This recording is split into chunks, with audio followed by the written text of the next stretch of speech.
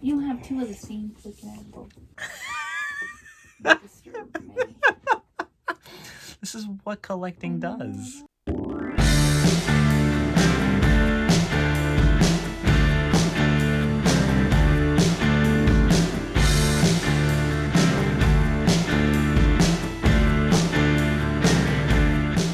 What's going on, vinyl community? Welcome to another video with the Record Spinner, and look who is joining me once again, the CD player, aka my wonderful girlfriend. So if you remember a little while ago, we did a video called Recall That Memory, Stories of Music and Vinyl. We're going to be doing Recall That Memory, more stories of music and vinyl. This is a segment that's kind of similar to what Norman Maslov does with Whack-A-Mole, where basically he pulls a bunch of records out from his collection at random just behind him, and he kind of talks about his stuff. And in this case, Sam is going to be pulling some records from my collection, show them to the camera, and then basically tell some stories about the particular record, memories that I have in terms of like buying them, the album itself and whatnot, all kinds of great stuff. So enough of the chit chat, let's jump into what this video is all about. All right, now Sam is going to pick the first record, and I'm going to be looking away. See what we're dealing with here. Let me know when I'm ready. What we got? Nice! So David Gilmour, On an Island. So this album came out back in 2006. This was his first solo album since 1984's About Face. And shockingly, this is one I kind of came to much later. Out of the more recent stuff that David has done, I remember I picked up Rattle That Lock when it first came out back in 2015. And then I got this literally like maybe roughly 2 years ago. I was at a record store with my friend Christine. We actually Barnes & Noble in Denver. And I picked this up simply because I just simply did not have it. And this is a great, almost long lost Pink Floyd record because Richard Wright does play on here. The title track, On an Island, is absolutely perfect. We also have some very ethereal David Gilmour songs in here like The Blue, and there's also Smile. This is just a great, very easy, not easy listening, but just a very easygoing, relaxing David Gilmour album.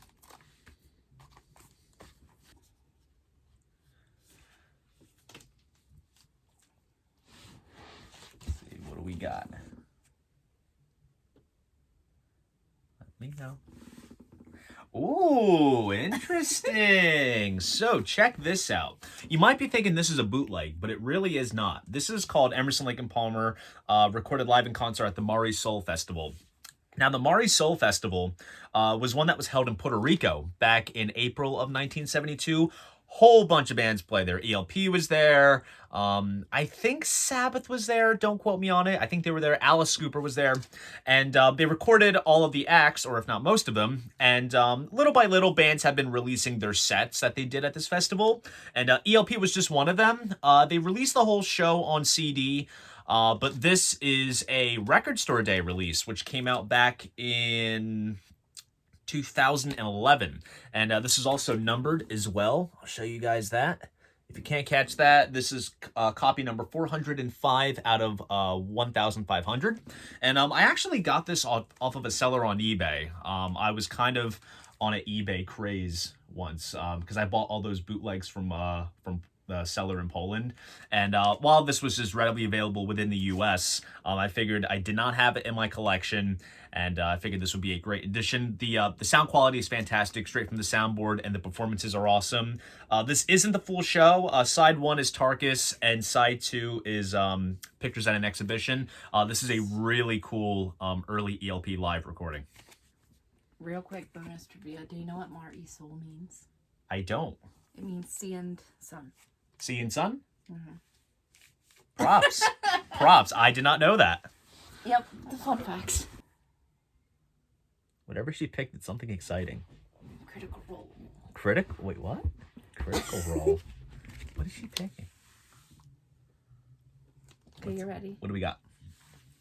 Ooh, nice. So, Book of Taliesyn, Deep Purple. I actually first encountered this album in 2013. I was on a big Deep Purple kick. I was kind of getting all of the various stuff that the various lineups had put out. And this is the second album that they did. This is during the Mark 1 lineup. So you had Rod Evans and Nick Simper in the band. I got this, I think, fairly recently. I got this with some Christmas cash or Amazon cards from this past Christmas. And this is actually a really solid album. It's very much still in early like Deep Purple territory where they did a bunch of covers of tunes. So you have like Neil Diamond's Kentucky Woman, the Beatles' We Can Work It Out, Tina Turner's River Deep Mountain High, but we have some other cool originals on here, such as Ring That Neck, which is like a really cool jammy kind of instrumental. Shield and Anthem, those are like the two big highlights on here. But yeah, this is actually a really cool, great psychedelic late 60s album. And the artwork is beautiful. Oh yeah, look at that artwork. Look at that. That is awesome. The artwork is incredible. What do we got? Okay. What do we got here? Ooh. Now wait, is this the yes, this is that version. So, Sgt. Pepper, Lonely Hearts Club Band by the Beatles. I'm not going to go too crazy into detail about this record because you know exactly what entails with this. Their best album, one of the most remarkable records to ever come out of the 20th century. This right here, and I've mentioned this before on the channel, this is the 2 LP 50th anniversary edition. You get the Giles Martin remix on 1 LP, and then you get some outtakes on the other LP, kind of like in sequence with the album. And it's very funny how I came about picking this up, because when this came out along with the box set and the various CD configurations, my mom actually asked me, do you want the vinyl version? And I was like, nah, I already have the stereo remaster. And this was within a time as a collector where I wasn't getting multiple copies of the same album. I just wanted one copy that sounded great, but then once I kind of dug deep into the waters of mono mixes and stereo remixes, that my disease got worse. Mm-hmm. So she got me just the 2 CD version. And then right around the time that they announced the White Album 50th anniversary, I was like, crap, if I'm going to be getting the deluxe version, I need to track down Pepper.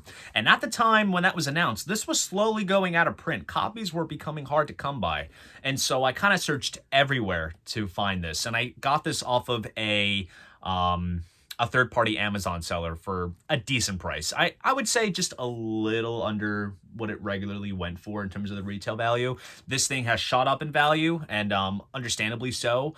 This is technically still kind of available. They just do a single LP version, but if you want those outtakes, you definitely want to track this down, because literally this is the definitive way to listen to Pepper. I mean, if not this, then go to the original mono, but if you want a full stereo experience, this is it. And also, funny thing too, shortly after I got this pressing, and I went through the leaps and bounds to pick this up, I went to my local record store, and there was a used copy. VG Plus too. I was so mad. I was like, damn. Oh, that's funny. You'll learn. She found something. When I hear a gasp, I know she found something really good. What? No. I fell. No looking. Okay. What do we got? Ooh, yeah. Heck Oh, yeah. My favorite Beach Boys album, Wild Honey. This is a beautiful record. I say this not dogging the early stuff, because everyone knows the Beach Boys for the surf stuff and everything. But honestly, that period of 66 to 72 is remarkable. Like, they were really trying to kind of fit in with the times. Not saying like trying to like, I don't mean that as in trying to like follow trends, but they were really being artistic at this point before they became a nostalgia act. But Hey. not that it's a bad thing, We but won't fight. But look, aside from that, this record is great, and I actually remember vividly the first time I encountered this album, and you're actually involved in this story. So I remember I picked up at my local record store, the Beach Boys, the way that they released their catalog on CD, they did these things called twofers, where basically you got 2 albums in one CD with bonus tracks, because those albums were so short to begin with. the CD that I'm referring to, it was the twofer which had Smiley Smile and this album. And I remember we were on our way to a date at Nifty 50s in Turnersville, and we had that CD in the car. And then as soon as Wild Honey started playing, literally I just fell in love with that album because you get some amazing songs on this. You have the title track, Aren't You Glad, Darlin', which is Carl Wilson's highlight on this. Here Comes the Night, I'd Love Just Wants to See You, Let the Wind Blow.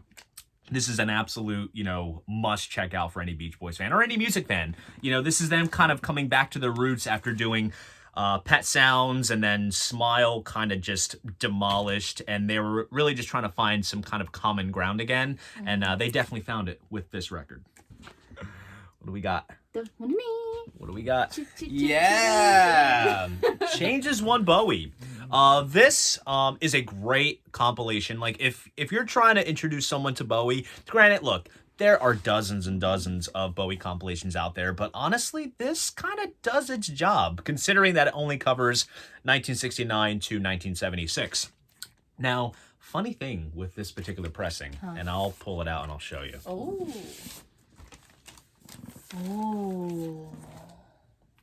This is on clear vinyl. And I remember when this was announced, and what the Bowie camp did for this release and a couple of others, they would do like mystery colored vinyl. So this was this was like the uber cool variant, and then there was the standard black. Yes. And you had no clue which copy you got unless you just opened it and you saw for yourself. Yes. I remember this was back when I started working at FYE. I was there to pick up my paycheck, and I saw that they had got this in. And I was like, yeah, that's cool and all. And, is it the clear version, whatever?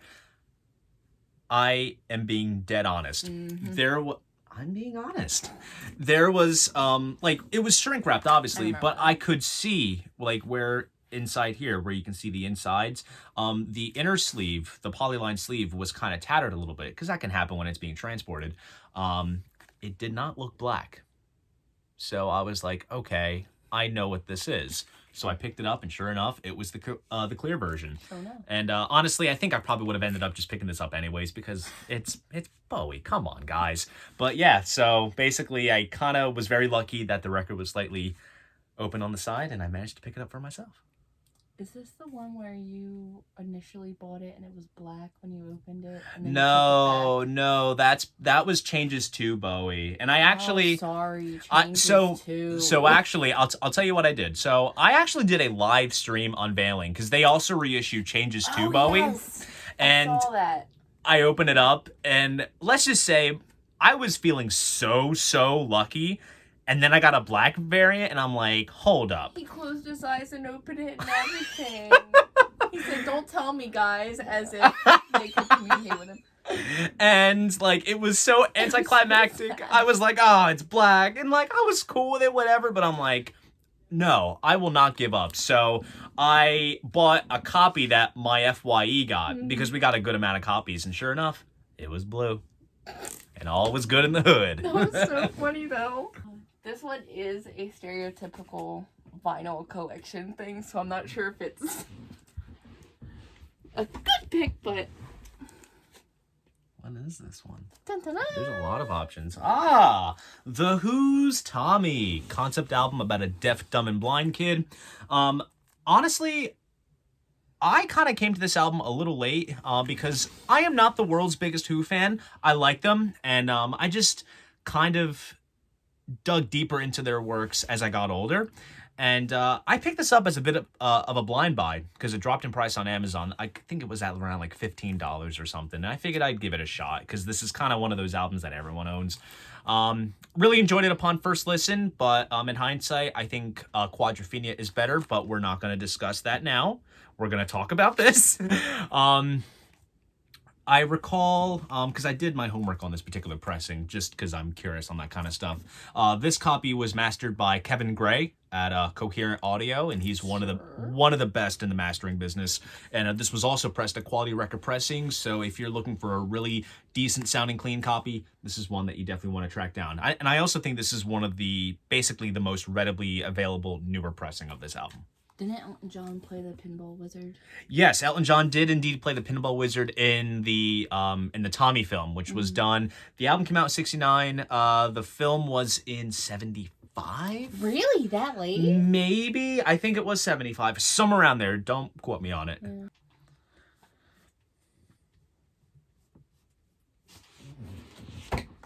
Ow. All right. Yes. Okay. What do we got? Ooh, nice. Little 90s alternative with R.E.M. What is on this record? We have Radio Song, Losing My Religion, Shiny Happy People, Half a World Away is probably my favorite track on this. So my mom is actually a really huge R.E.M. fan. For as big as a progger as she is, and she loves her Genesis and Rush and all that, she does like her slice of 90s alternative. I remember when I picked this up. I was working at Books A Million at the time, and for everything that you do within like working at the store, you would build up points that you can redeem for various perks. And one of them was just like a basic BAM gift card. And I have nothing against books, but obviously, you know, this is my thing, so I went after the records. So I remember, I think I picked this up with one of my gift cards. And this was towards the end of my time there, because at that point, it was like the end of February of 2019. I was kind of just picking up everything and anything that I thought was cool that I really wanted to get with my sweet discount, and got my discount off of this record, and I also used the gift card, so I essentially paid not a cent for it, which is really cool. Look me in. All right, this is going to be the last one. I gotta make it worth it. Oh no, that's a lot of pressure. There's a lot of demand on this. It's all on you, CD player. No. It's all on you. I'm between two. We'll do a double hitter. Okay, double hitter. So I'm grabbing both? Yeah. It'll be a big finale. What are you singing? You're done. What do we got? Oh, yes. You see why I was torn? Yes, the great Canadian power trio Rush. So, Booty boy. Hemispheres. My favorite Rush album. Hands down. This was kind of the end of their... They've always been progressive, but this was the end of their pure, like, prog kind of era. There's the title track, Hemispheres, which takes up the entire A side of the album, 18 minutes long. I will make you listen to it soon. And then we have The Trees, La Villa Strangiato, just all great tracks. I remember when I picked this up. So this is the 200 gram pressing. It sounds fantastic. Oh, that's the one. Yes. So side note, when it comes to like getting the notable like heavyweight vinyl records, she likes to weigh them and determine if they are actually 180 or 200 gram. I picked this up with the check that I got after working my first Genesis show gig. As I've mentioned a couple times in various other videos, I work for a Genesis tribute band called The Genesis Show. And I remember after I got my first check from working my first show, which was in the spring. It was actually the day of Record Store Day in 2017. I had a gig that night at the Scottish Rite Auditorium. Aww. And with my money, I picked up this album and Genesis Duke. Kind of ties in, Genesis Show, getting Genesis Duke. It all ties in. And then we have the live album, Exit Stage Left. This came out back in 1981. Fun. Recorded from the Moving Pictures Tour as well as Permanent Waves. This is perhaps the most unlive sounding album simply because the performances themselves alone just sound like studio perfect recordings. Wow. And I don't think there was any studio trickery going on with this album. But I think I got this kind of on a whim off of a Discog seller, because when it comes to like this album and All the World's a Stage, they're in terms of the 200 gram reissues, they're not easy to find on the cheap. So I think I just found some Discog seller that was trying to just get rid of it, and he had it for a really good price. It was maybe 20 or just slightly less. It might have been less than $20. And this was kind of an attempt to just kind of fill in the gaps in my Rush collection. So I basically just picked this up just saying, hey, I don't have it, now I do. Is this the one with the Easter eggs on it? Yes, actually. So, as you can see, the album cover and the cover art on the back has a lot of references to their album covers, and I'm going to point them all out right now. Ooh. Just to prove my fandom. I spy. So we have like the audience here, which represents like All the World's a Stage, the first live album that they did. The lady holding the curtain from Permanent Waves.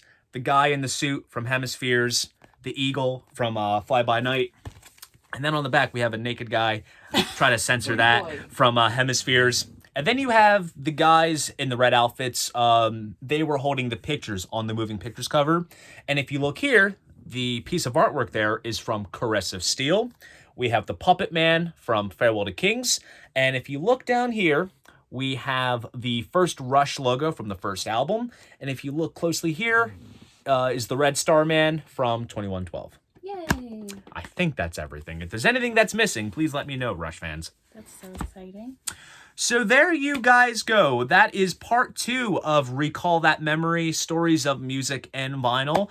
If you enjoyed this video, please go ahead, give it a like, subscribe to the channel. And if you want to support this channel, be sure to check me out on Patreon. And if you guys enjoyed this, please let me know, because I will be more than happy to have the CD player back on for another video. Woo, part 3. Yes, let's do a part 3. See you guys in the next video. And most importantly, keep the record spinning. Damn it.